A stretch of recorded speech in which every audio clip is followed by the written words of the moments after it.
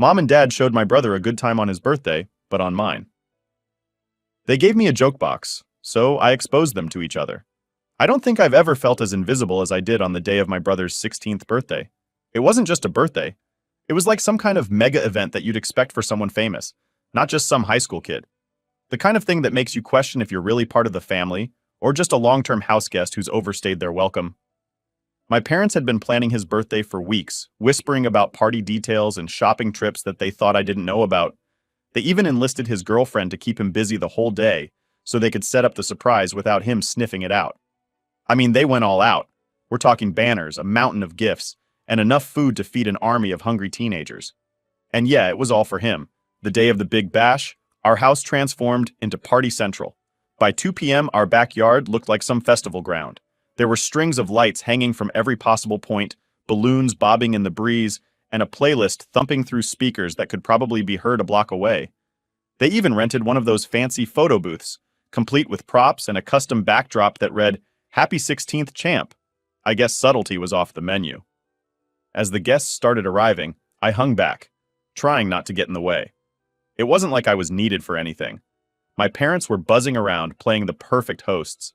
Mom was all smiles, flitting from one group to another, making sure everyone had what they needed. Dad was manning the grill, flipping burgers like his life depended on it. And there, in the middle of it all, was my brother, the star of the show, laughing and soaking in every second of attention. He had friends over that I'd never seen before, people who came up to him with big grins and even bigger presents. They talked about games, girls, and all the stuff I guess normal teenagers talk about. Watching them, I couldn't help but feel a pang of something. Envy? Maybe. Resentment? Definitely. Later, as the sun began to dip below the horizon and the backyard lights cast long shadows on the ground, the highlight of the party kicked in, a surprise unveiling of a brand new gaming console, the PS5. It was the one thing he hadn't stopped talking about since it was first announced. And there it was in his hands as he looked genuinely shocked for the first time that day. I remember thinking how nice it must be to be the one who always gets what they want, how it must feel to have our parents bend over backward to make sure you're happy. And there I was, just a spectator in my own home, clapping along and putting on a smile, trying to look like I was part of the celebration. When it was time for the cake, everyone gathered around, singing at the top of their lungs.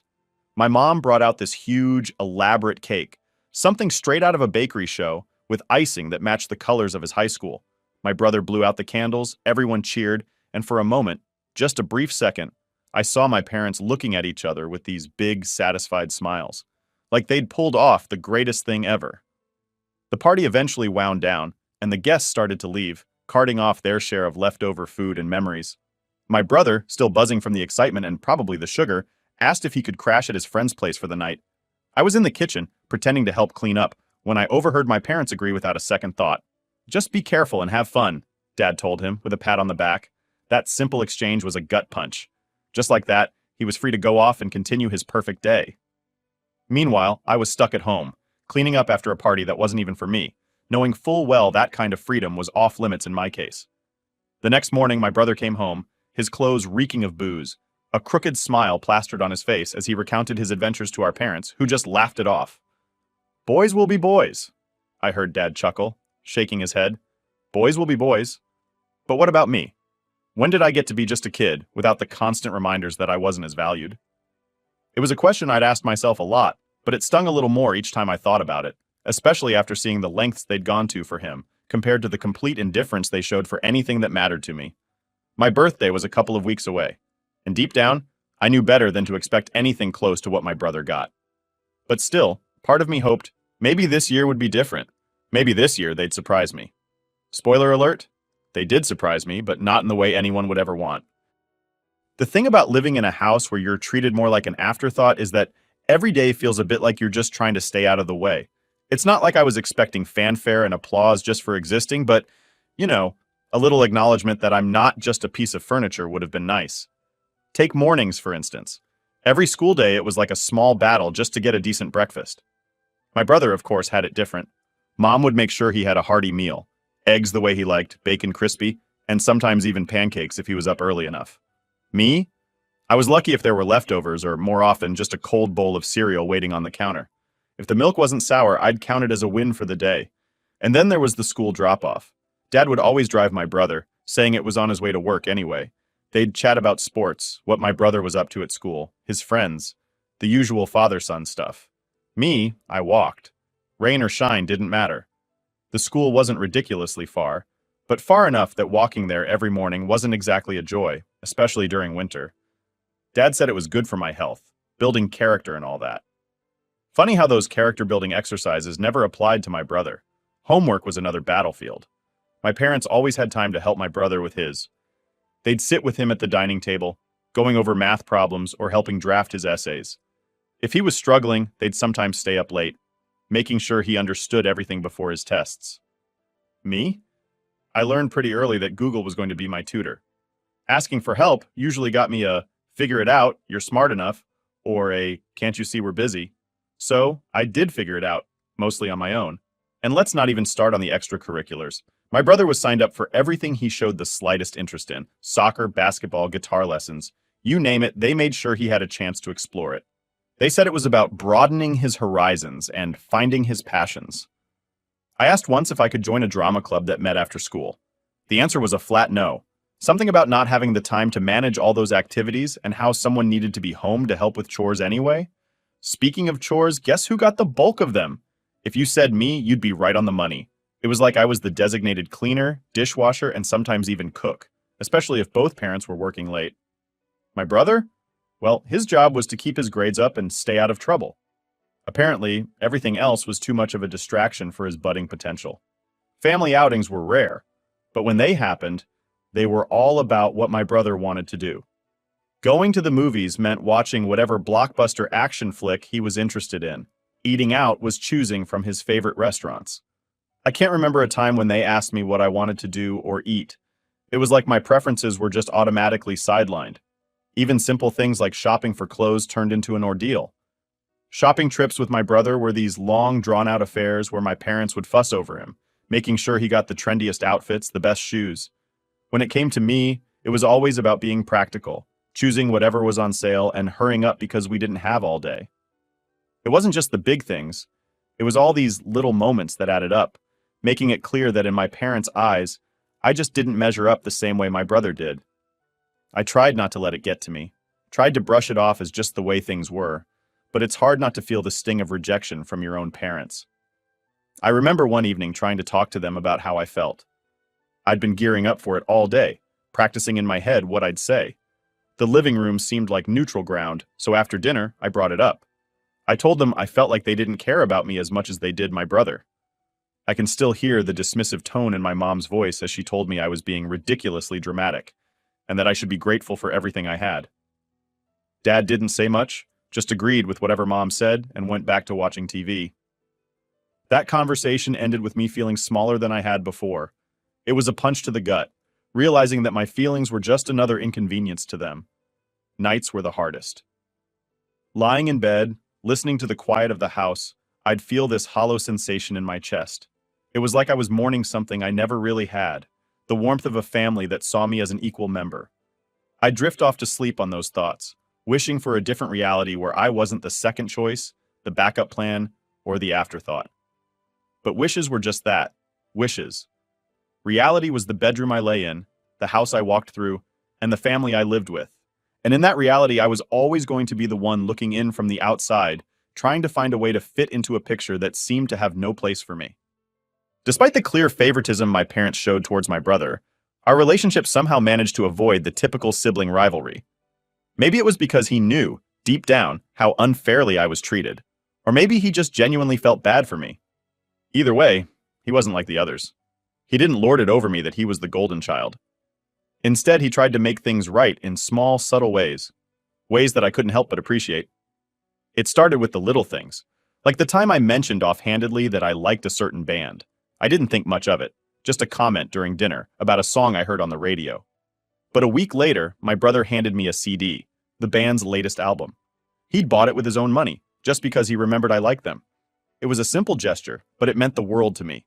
It was proof that someone in the house was listening, someone cared about what I liked. Then there were the late-night snacks. I wasn't allowed to stay up late, unlike my brother, who seemed to have no curfew at all. But on nights when he knew I was up studying or just couldn't sleep, he'd sneak down to the kitchen and bring back a stash of snacks, chips, cookies, sometimes even a soda. We'd sit in my room, cross-legged on the floor, munching away as he told me about his day, the good parts and the bad.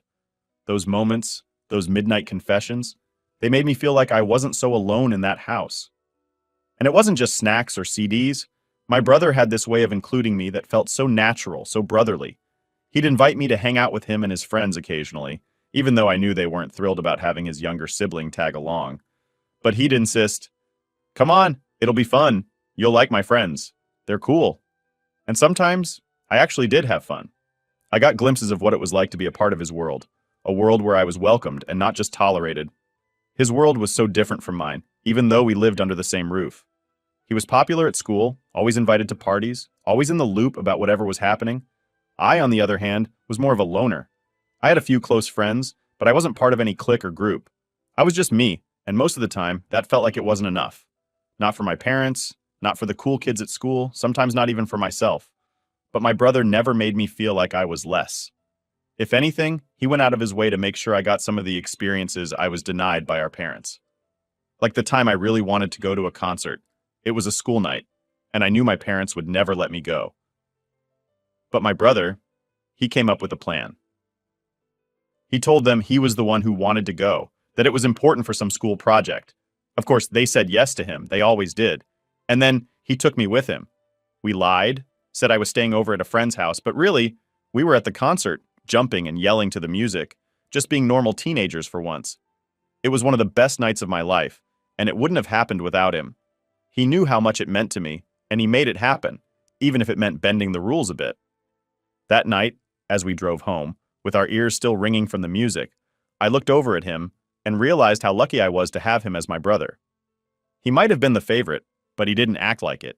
He acted like a brother should, protective, caring, and a little bit conspiratorial. Even with things as simple as sharing his gadgets and games, he was generous. When he got the new gaming console for his birthday, the one our parents had made such a big deal about, he didn't keep it to himself. He shared it with me, let me play whenever I wanted. He'd even sit and watch, giving me tips, cheering me on when I beat a level that had been giving me trouble. And when I really wanted those neon lights for my room, the ones all my friends were showing off on Snapchat, he was the one who talked our parents into it. They never would have agreed if I'd asked. But my brother, he had a way of getting them to listen, to agree to things they otherwise wouldn't. He told them it was for his room, that he wanted to try out something new with his decor. They bought it, and a week later, he passed the lights on to me, winking as he said, "I don't really like them anyway. Too flashy for me."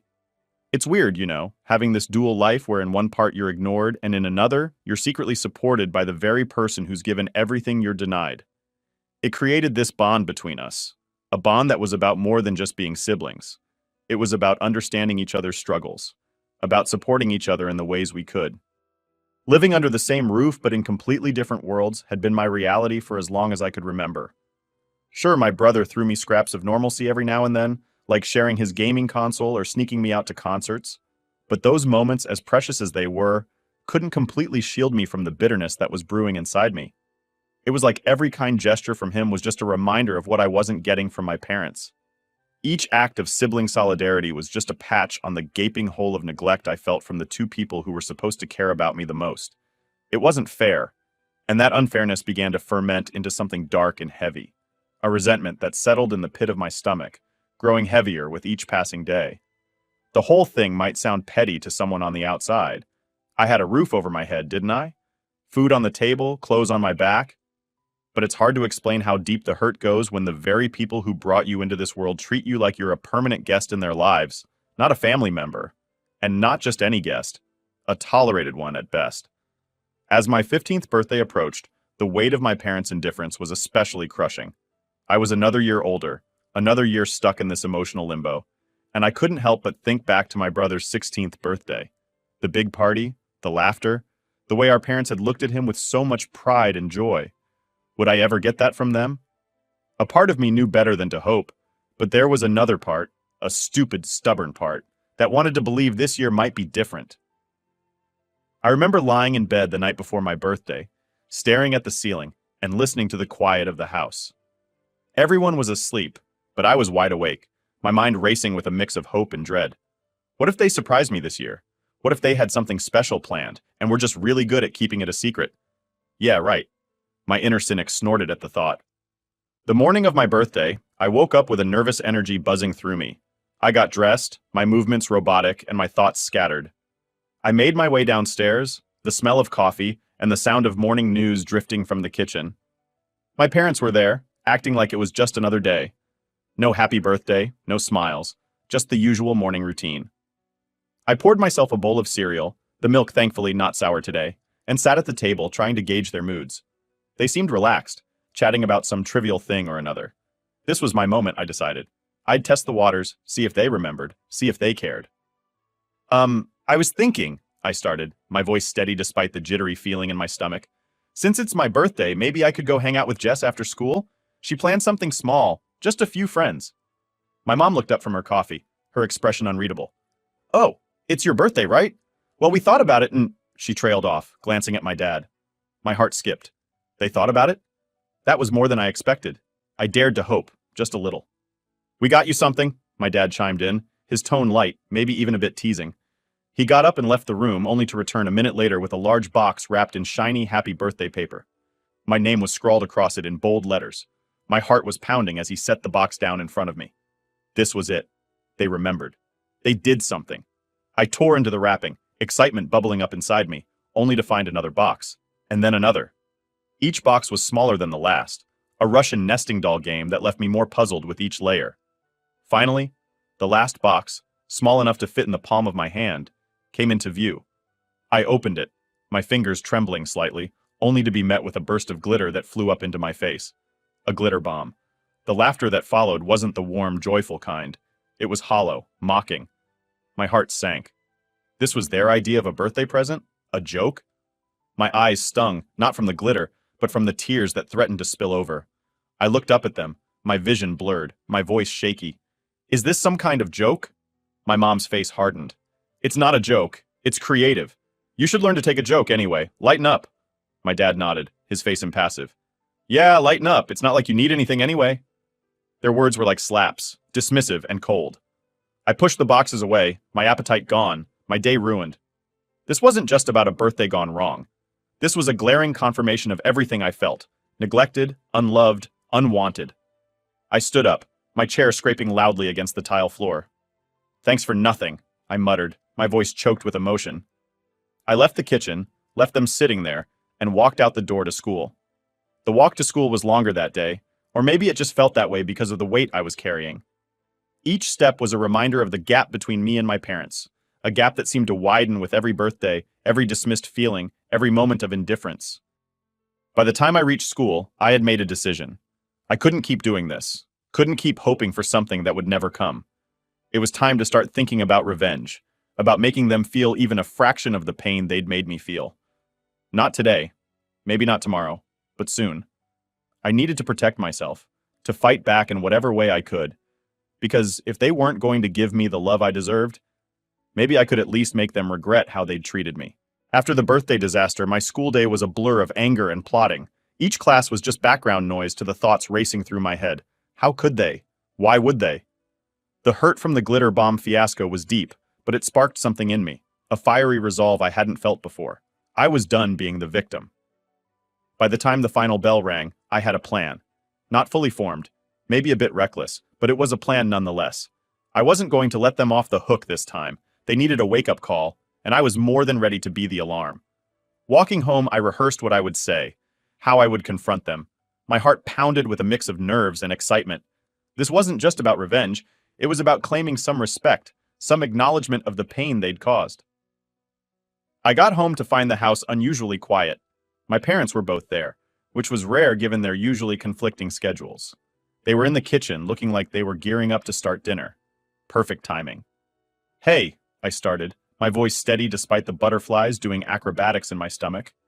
They both turned, surprise etched on their faces. Probably didn't expect me back so soon. We need to talk, I said, closing the door behind me with a click that sounded like a gunshot in the silence. They exchanged a look, a silent conversation that I wasn't privy to, but I didn't care. I was going through with this. What's on your mind? My dad asked, his tone cautious. I took a deep breath. This was it. I'm tired, I began, my words clipped. Tired of being treated like I don't matter, like I'm less important than him. I gestured vaguely upstairs, where my brother was probably holed up in his room. My mom's expression hardened. Here we go again, always so dramatic. No, I cut her off, my voice sharper than I intended. Not this time. You don't get to dismiss me. Not today. I locked eyes with her, holding her gaze to show I meant business. I deserve better than a glitter bomb for my birthday. I deserve better than being an afterthought in my own home. And I'm sick of it. Sick of all of it. The words tumbled out, fueled by every ounce of hurt and resentment I'd stored up over the years. There was a tense silence. Then my dad sighed, running a hand through his hair. We thought it was funny. We didn't mean anything by it. Funny? I scoffed. Is that what you think this is about? A bad joke? I shook my head, disbelief coloring my tone. This is about how you treat me every day. How you've always treated me. My mom crossed her arms defensive. We provide for you, give you everything you need. You're just ungrateful. Ungrateful? The word hit me like a slap. Ungrateful for what? Being ignored? Being second best? I laughed, bitter and hard. Yeah, I'm real ungrateful. The air was thick with tension, each of us caught in a standoff. I could see the confusion, maybe even a hint of guilt in their eyes, but I wasn't done. Not yet. And you know what? I continued, the words coming easier now. I've kept secrets too. Like the time I caught Mom kissing one of Dad's friends at my brother's basketball game. Remember that? I do. I watched the color drain from her face, watched as my dad's confusion turned to shock. What are you talking about? My dad asked, his voice low, dangerous.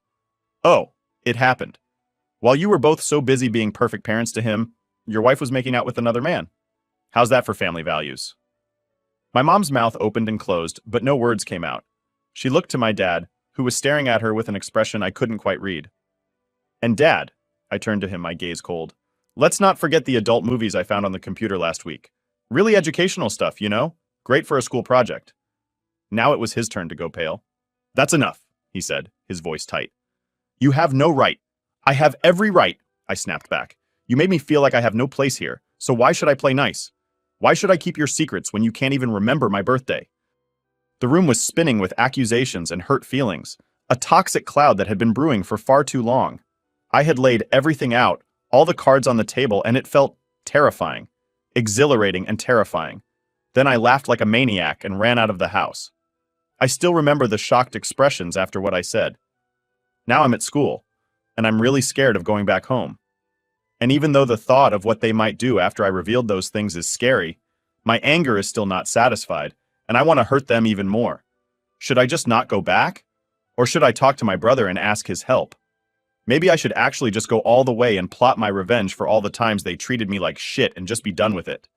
After all, it's a guarantee that I'm going to be punished for my behavior. So why not do more harm, and then get punished? Or maybe I should keep my mouth shut and just try to get through 3 more years of hell and focus on getting into a good college and building my own life. Update 1. Hey everyone, I really can't thank you enough for all the support and good vibes you've sent my way through your messages and comments. It's been a bit of a lifeline during what's easily one of the toughest times I've faced. I haven't updated sooner because honestly things have just been way too much, and up until recently I didn't even have access to my phone. Let me backtrack a bit and fill you in on the chaos that's been my life lately. So after my last post, I came home to find out that my parents had a huge blow-up. My brother, who was home at the time, filled me in because by the time I got there, the storm had already hit. My dad had been harboring suspicions about my mom having an affair, and something I accidentally let slip ended up being the last piece of the puzzle he needed to confirm his fears. That night, my dad didn't come home, and my mom was livid. In her anger, she took it out on me, grounding me indefinitely and confiscating my phone, effectively cutting me off from everyone. She was so furious she even banned my brother from helping me out and threatened to take his phone too if he tried to pull any stunts to aid me. Despite the severity of the lockdown, thankfully, she didn't get violent, but I was pretty much left to stew in minimal contact with the outside world. Fast forward to now, I just got my phone back after what felt like an eternity. My dad decided to move out a few days back, saying he needed space to think things through, which has just added to the already heavy and gloomy atmosphere at home. After some time to reflect, I realized that plotting revenge or any kind of payback was just going to make things worse for me. Being isolated from everyone for over a week made me see that any more punishment from their side could really break me. So I've decided to just keep my head down and try to get through the rest of high school as quietly as possible. Many of you reached out through DMs, and I'm sorry I couldn't respond sooner. Everything felt like it was crashing down, and I was barely keeping it together. The escalation at home was unbearable at times. My parents' arguments turned frequent and highly volatile, often breaking the silence of the night. It got so bad that there were nights when I was genuinely scared, sneaking into my brother's room, where we'd both plug into the same pair of headphones, blaring music just to drown out the noise of their fighting. Now, with my parents living separately, there's this strange, tense quiet that's almost as bad as the arguments. I overheard my mom saying she's putting off the divorce because she thinks fighting for custody would be too much hassle, especially since my brother and I are close to becoming adults. They're planning to wait until I turn 18 to legally separate, which isn't too far off, but it feels like a lifetime away when every day is strained.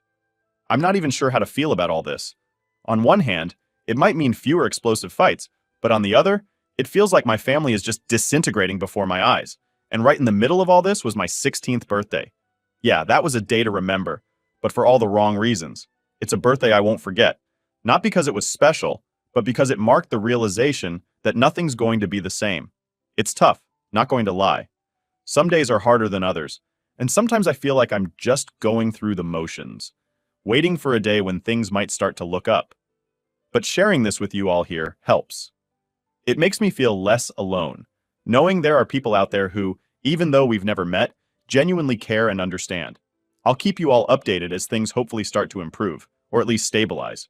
For now, I'm just trying to focus on the positives, like planning for my future and trying to find moments of normalcy amid the chaos. Thanks again for sticking with me through this. Your words of encouragement have been a huge comfort. Here's hoping I'll have some better news to share next time.